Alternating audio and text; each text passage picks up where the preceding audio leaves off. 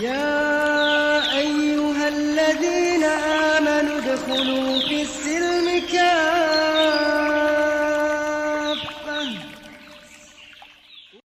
ألف لام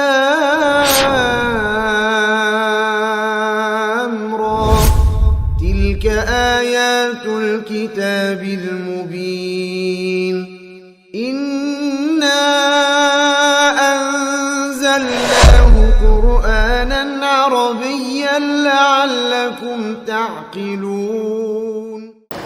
Assalamualaikum warahmatullahi wabarakatuh. A'udzubillah, bismillah, alhamdulillah, la haula wala quwwata illa billah.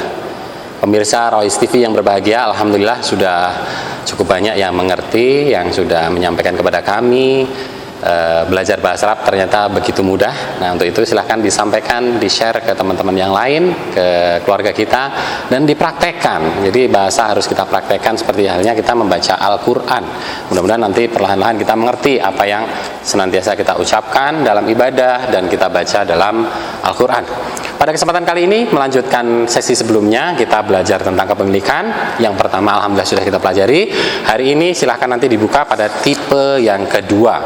Nah, tipe kedua ini adalah berbeda sedikit, tapi insya Allah kita bisa membedakan maknanya, yaitu rumusnya pun berbeda. Sebagai contoh huwa, maka rumusnya adalah lahu, kemudian hiya, laha, kemudian hum, lahum.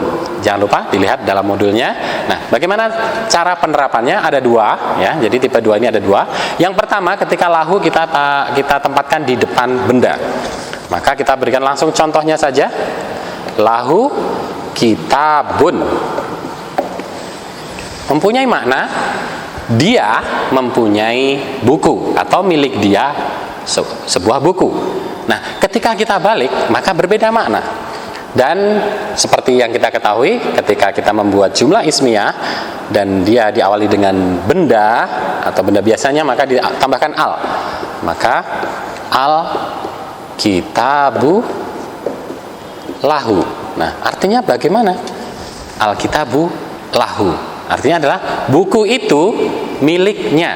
Nah, terus bedanya apa? Nah, bedanya ketika kita membuat pertanyaan.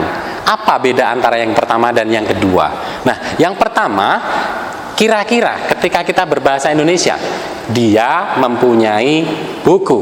Apa pertanyaannya? Ada yang tahu? Nah, bahasa Arabnya, bahasa Indonesianya mohon maaf adalah apakah dia mempunyai buku? Maka nanti jawabannya seperti ini. Halahu kitabun. Naam, karena ada pertanyaan hal, apakah? Maka jawabannya ada dua. Naam, lahu kitabun, dia mempunyai buku. Kemudian bagaimana yang kedua?